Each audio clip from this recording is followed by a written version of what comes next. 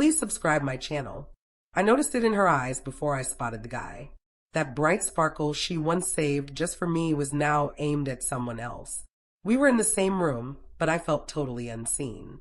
She leaned in toward him, grinning, paying close attention, and responding with a happiness I hadn't seen from her in months. My heart squeezed tight as the truth hit me. This wasn't just casual chatting. This was deep emotional connection, the kind that quietly takes the place of love. I stood there quietly, watching my marriage fall apart without any fighting. The people around us kept laughing, talking, and enjoying themselves, having no idea that my whole world was breaking. I felt stupid for trusting so openly, for thinking loyalty didn't need constant watching.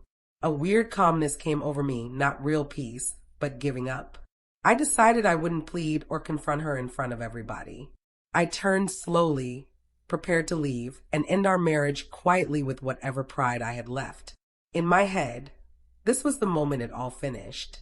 I had no clue that only seconds later, she would do something that would make me freeze and make me doubt everything I believed. As I started walking away, old memories flooded my mind like a rush. The beginning days when we couldn't stop chatting, the evenings we dreamed about our future together, the vows we made when life seemed easier. I wondered when I had stopped being her safe person.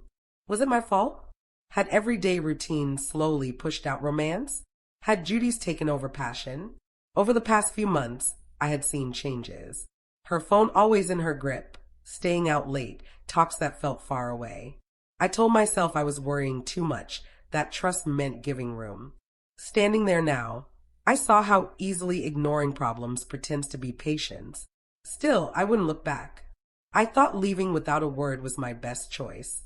I didn't want answers full of lies, or sorry words said too late. Each step away from her felt harder, but also more certain. I told myself this hurt would fade, that stopping things now would protect me from worse pain later. I was pretty sure walking out was the smart move. Then, behind me, something surprising happened. Something nobody else in the room appeared to notice, but something that right away made my heart stop for a second. Just as I got to the edge of the room, I felt a sudden quiet, like the air had changed. I heard her voice, not giggling, not fun, but unsteady. She said my name quietly at first, then stronger. I stopped. My body responded before my brain could catch up. When I turned, I saw her standing there, no longer paying attention to the other guy. Her face had turned white, her sparkle replaced by worry. She moved past him, not caring about the puzzled looks from people nearby. Tears filled her eyes as she grabbed my arm, holding it firm like she feared I might vanish. "Please don't leave," she whispered, her voice shaking. This wasn't guilt like I had pictured it. This was fear, pure, unstoppable fear.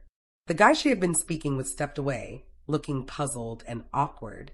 In that instant, I figured out something didn't make sense. If she had really picked someone else, she wouldn't look like this. I felt anger, hurt, and confusion crash inside me, but also wonder. Something was going on that I didn't get yet. She asked me to go outside with her, her hands trembling as she clung to my sleeve.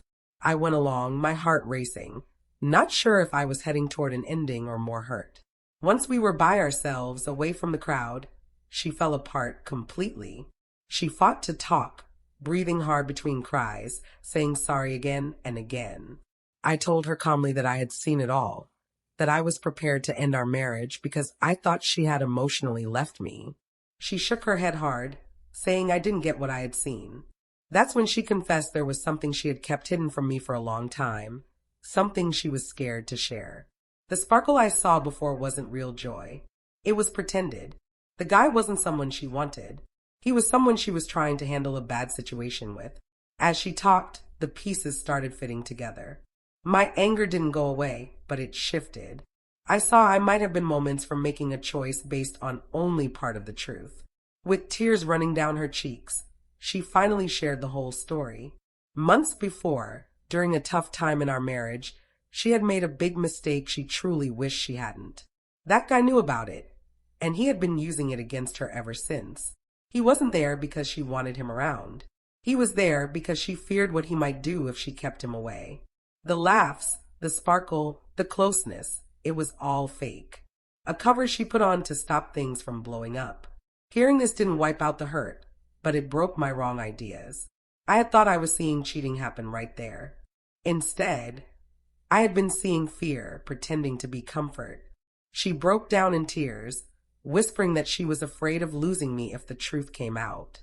For the first time that evening, I saw her not as someone picking another guy, but as someone stuck because of her own quiet and fear. And that understanding shifted everything. I didn't forgive her right away. Trust doesn't fix that fast. But I also didn't leave. I told her we couldn't go on unless everything came out openly. No matter how hard it hurt that night, we talked more than we had in years. There were no excuses, no getting defensive, just truth and results. I learned that people don't always keep secrets because they don't care. Sometimes they keep them because they're scared of ruining what they love most. Fear doesn't excuse wrong actions, but it explains quiet. I saw how close I had been to ending our marriage without the full story.